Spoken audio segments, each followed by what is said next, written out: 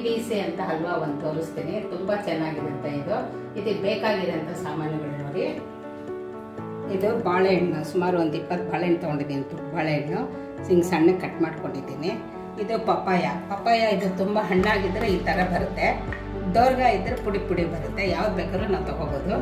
ಇದು ಕ್ಯಾರೆಟು, ಇದು ಸಕ್ಕರೆ, ಹಾಲು, ಏಲಕ್ಕಿ ಪುಡಿ, ತುಪ್ಪ, ಡ್ರೈ ಫ್ರೂಟ್ಸು.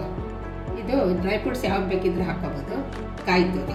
ಈಗ ಏನು ಮಾಡಬೇಕು ಅಂದರೆ ನಾವು ಕ್ಯಾರೆಟ್ನ ಹಾಲಿನಲ್ಲಿ ಮಿಕ್ಸಿ ಮಾಡಿ ಹಾಕೋಬೇಕು. ಈಗ ಇದೆಲ್ಲ ಒಂದೊಂದಾಗಿ ಇದಕ್ಕೆ ಹಾಕೋದು ತೋರಿಸ್ತೀನಿ.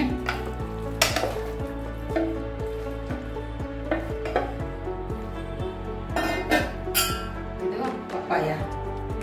ಅಕಸ್ಮಾತ್ ಪೀಸ್ ಏನಾದ್ರು ಬಂತಂದರೆ ಮಿಕ್ಸಿ ಮಾಡಿ ಹಾಕೋದು. ಈಗ ಕಾಯಿ ತುರಿ,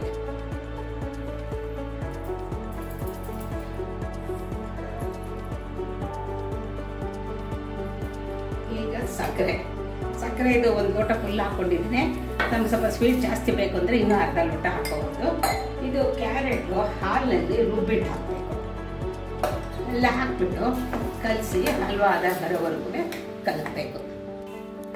ನೋಡಿರಿ, ಈಗ ಬಾಣಲಿ ಬಿಡ್ತಾ ಇದೆ. ಹಿಂಗಾದ್ಮೇಲೆ ಆಗಿದೆ ಅಂತ ಇದು ಹಲ್ವಾ. ಇದಕ್ಕೆ ಈಗ ದ್ರಾಕ್ಷಿ, ಗೋಡಂಬಿ, ಬಾದಾಮಿ ಎಲ್ಲ ಹುರಿದಿಟ್ಕೊಂಡಿದ್ದೀನಿ, ತುಪ್ಪ. ಈಗ ಡ್ರೈ ಫ್ರೂಟ್ಸ್ ಎಲ್ಲ ಹಾಕ್ತಾ ಇದ್ದೀನಿ.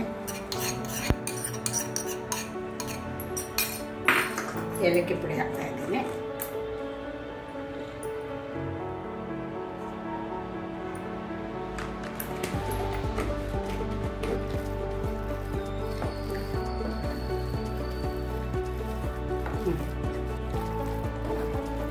ಈಗ ಬಾಣಲಿ ಬಿಡಬೇಕು. ಬಾಣಲಿ ಬಿಟ್ಟಿದ್ದು ಹಾಕ್ತಿದ್ದಂಗೆ ಹಲ್ವಾ ಆಗಿದೆ ಅಂತ.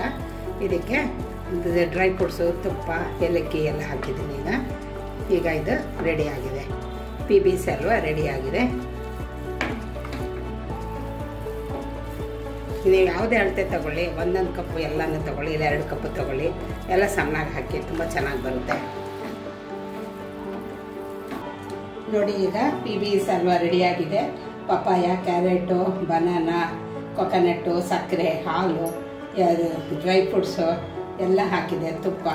ತುಂಬ ಚೆನ್ನಾಗಿರುತ್ತೆ ಇದು. ನೀವು ಮಾಡಿ ನೋಡಿ, ನಿಮ್ಮ ಅಭಿಪ್ರಾಯನ ತಿಳಿಸಿ.